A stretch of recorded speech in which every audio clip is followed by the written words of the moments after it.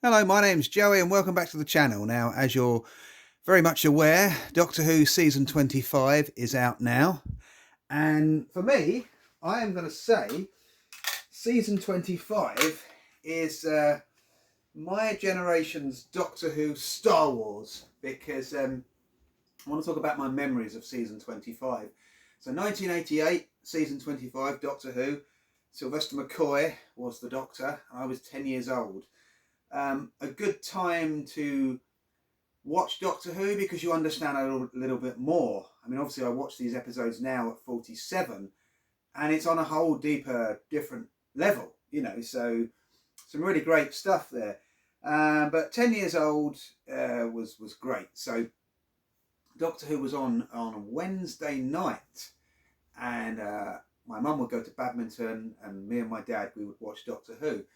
So the Happiness Patrol is the story which has the Candyman, which is a robot made out of sweets. He looks a bit like Bertie Bassett. In fact, the BBC, I think, got sued because the character looked a bit too much like Bertie Bassett. He was the only monster, creature, alien, robot who's actually frightened me. As a 10-year-old boy, I found him frightening. The spinning eyes and his high-pitched voice, I think is brilliant. I don't know if anyone's ever cosplayed the Candyman. I would be very tempted myself. I don't know where the hell I would put it. Polystyrene would be a great place to start to create that outfit.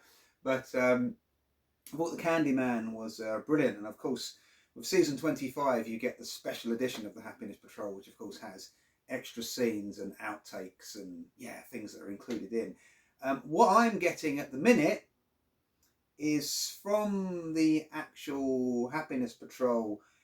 It's looking like they're hinting that the Candyman is short-sighted or losing his sight. So I don't know if anybody else got that, but that's what I'm getting so far. That's all I'm going to say. Remembrance of the Daleks, absolutely brilliant. I mean, it's gone down as being one of the best episodes, stories of the classic series. If you want to introduce someone to Doctor Who, classic series, you show them Remembrance of the Daleks. Absolutely brilliant. Watched it so many times in the 90s when I managed to find somebody who'd recorded it on video. That was great. So, watched that so many times. That was like Star Wars, known off by heart. And Silver Nemesis. Silver Nemesis was the Cyberman story. And me and my brother tuned in at the point when the Cybermen are coming out of their craft shooting all of the soldiers, and we couldn't press record fast enough on our top loading video player. It was just so cool. The Greatest Show in the Galaxy, I don't really have any memories of that apart from just watching it. Nothing springs to mind. Remembrance of the Daleks, I remember digging out my old Palatoy speaking Dalek and suddenly wanting to recreate some of those scenes, but also wanting to paint the Dalek to look like an Imperial Dalek, which of course I failed miserably.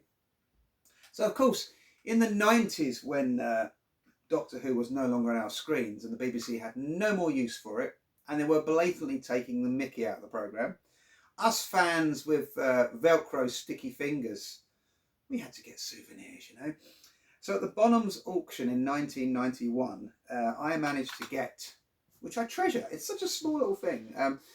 When I worked at the Doctor Who Experience, I got this actually put into a key fob. So here we go.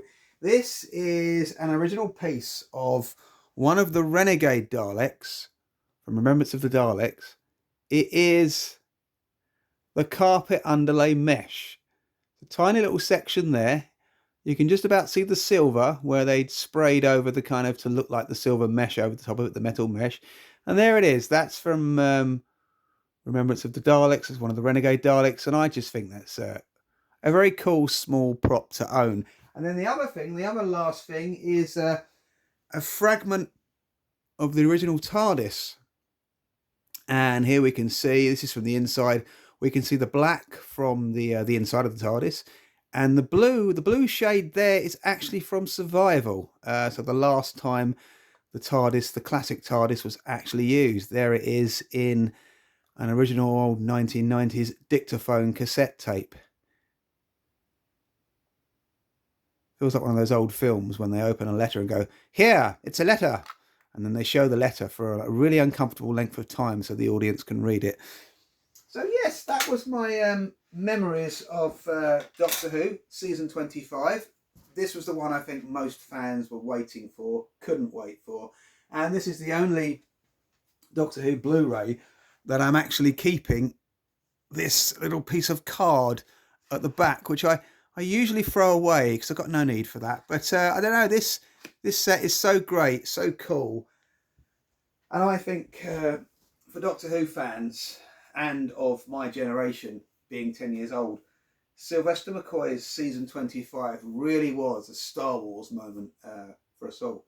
Anyway, that's it. See you later. Take care. I'm going to do a little walk, silly run to the camera and say goodbye. See you soon.